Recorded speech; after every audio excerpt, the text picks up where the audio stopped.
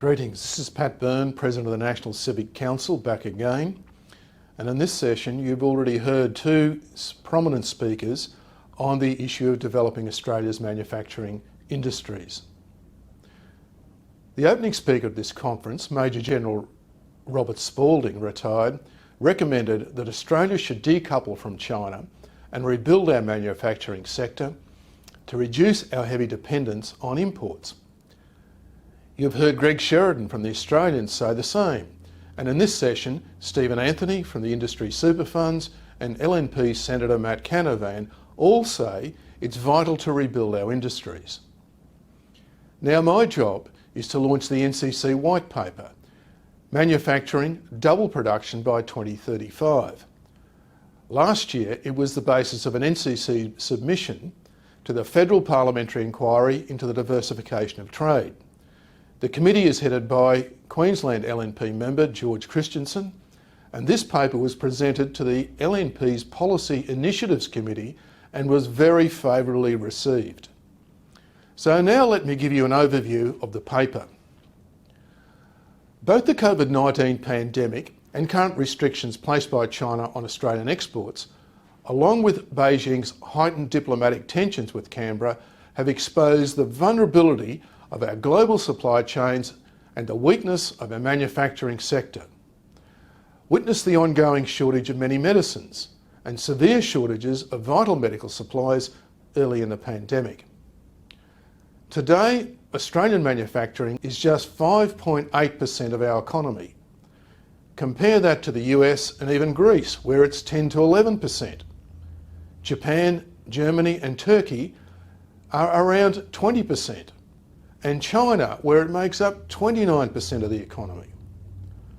Consequently, Australia heavily depends on exports of raw materials to pay for the manufactured goods we no longer produce ourselves and have to import.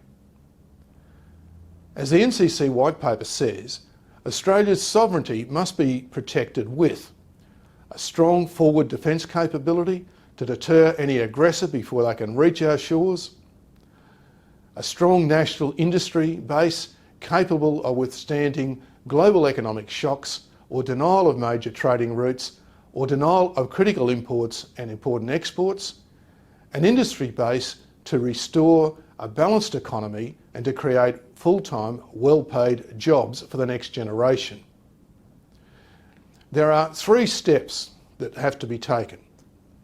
Step 1, the federal government, in conjunction with the states, needs to publicly declare the nation-building objective of doubling the size of manufacturing by 2035. This is vital for business to plan ahead. This policy will create at least 800,000 jobs directly and another 750,000 in associated industries. Now note this, 85.5% of manufacturing jobs are full-time, compared with just 65% of the total workforce, and tend to be well paid. The government should declare their intention to also have $1 trillion invested into manufacturing and related infrastructure by government, a development bank, commercial banks and equity finance over the next 15 years. The second step is for the federal government to bring defence industry groups and the states together to determine which industries are strategic priorities, industries that also reduce Australia's reliance on unreliable, strategically vulnerable supply chains. Our industries need to audit their supply chains, and if found to be vulnerable, there should be an assessment to establish if Australia can produce substitute products. The states need to be involved to avoid any downward competition for industries. Strategic industries should include defence products, essential pharmaceuticals and other medical supplies, look what happened last year, transportation and agricultural equipment, machine tools, metals processing, advanced chemical products, essential consumer goods, telecommunications, agriculture and food processing industries, and most important, energy. There's a third step that involves the right mix of policies to ensure new strategic manufacturing industries can establish and stay in Australia. So there are several policies that are needed. Firstly, declare industries as strategic industries, like the ones just mentioned, which would give them security exemptions under the World Trade Organization rules and thereby allow favourable treatment of such companies and allow measures to prevent foreign takeovers. Indeed, second, strategic industries must be Australian owned or majority owned and give incentives to stay on shore while welcoming partnerships that encourage technological transfers. Otherwise, if they can be sold to overseas interests, they can move offshore and be lost to Australia altogether. So to this end, the Foreign Investment Review Board should prevent foreign takeovers of strategic industries. Government equity, temporary and sometimes permanent, may be needed in some of those companies for them to be viable. Trade policy would require appropriate limitations and restrictions on imports. Thirdly, create an enhanced department for industries, which would be similar to the US Office of Strategic Industries and Economic Security that supports US defence industries. Fourthly, all governments should have Buy Australia First procurement policies. Had governments adopted a Buy Australia Made Cars policy, the nation would still have a big domestic motor vehicle industry. Governments should incentivise strategic industries to have domestic suppliers wherever possible, further minimising the reliance on global supply chains. Most importantly, a development bank modelled on the former Commonwealth Development Bank and the Germany's KfW is needed to provide long-term patient capital for strategic industries and infrastructure. This would reduce reliance on financing from federal and state budget deficits. Seventh, a major focus should be on providing incentives for new industries in the regional areas, as you heard discussed by Matt Canavan.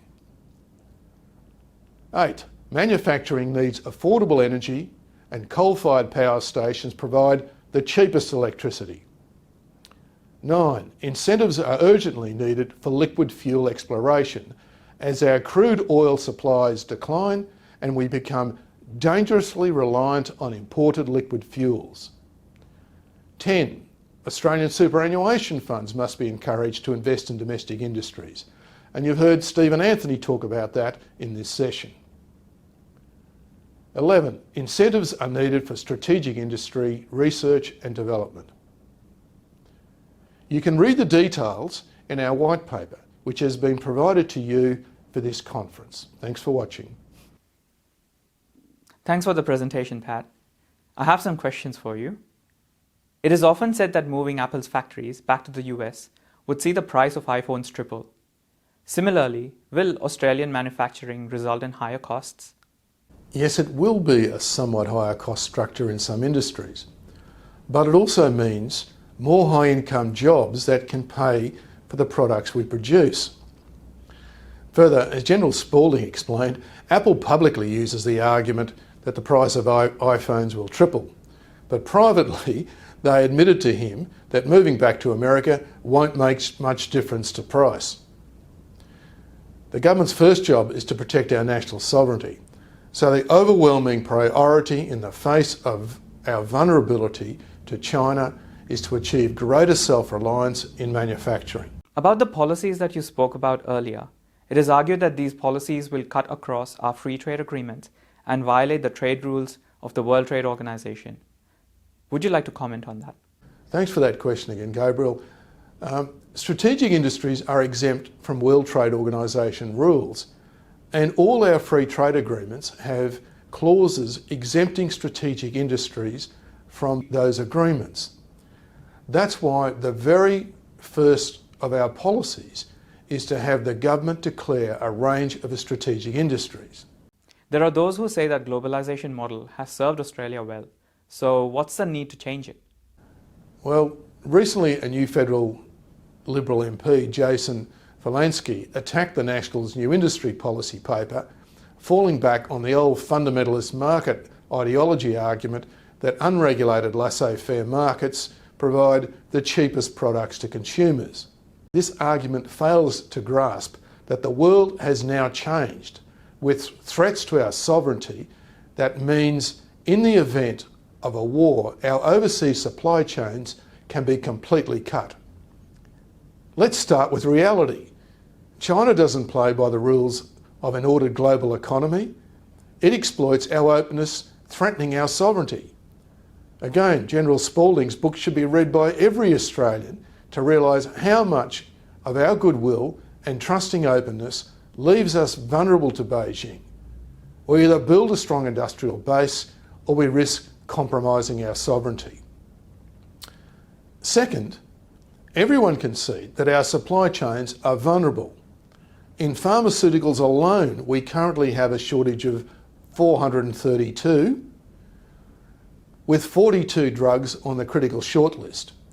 And many Australians are reportedly taking stopgap measures for chronic health conditions. We have a first world standard of living, but we need a strong industrial sector to ensure this standard is maintained in times of crisis. There's a third reason. McCrindle research says that the average school leaver will have 17 changes of job and 5 changes of career in their lifetime. And most people cannot find stability in life with those sort of job prospects. The downside from relying on selling resources for our wealth has been the loss of domestic industries and the rise of the gig economy. We need a strong industrial base to provide far more well-paid, full-time jobs for our young people. And fourthly, Germany, Japan and many East Asian countries provide highly successful models for building strong industries and first world economies, better in today's circumstances than the deep globalisation fundamentalist market model, or sometimes so-called the Washington Consensus model. Finally, what are the most important policies to start with? Declare the intention to double manufacturing in 15 years. Declare what will be strategic industries that we'll have to build. Announce the government will adopt a Buy Australia First policy. And lastly, a development bank to provide long-term patient capital for development. I hope that answers all your questions.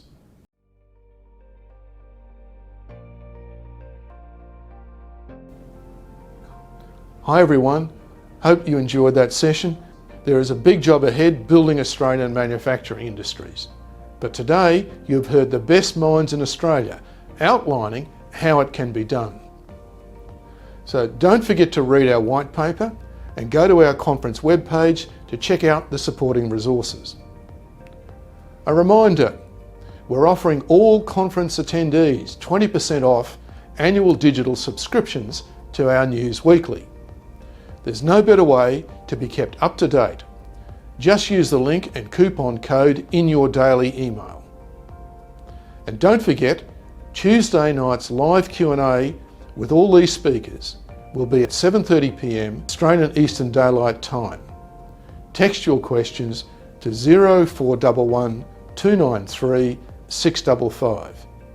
0411 293 655. Next up is our session Defending Freedoms, Human Rights in 2021. Looking forward to seeing you there. And please consider a donation for the campaigns and the research we do here at the NCC. Just click on the donate button on the website. Thank you.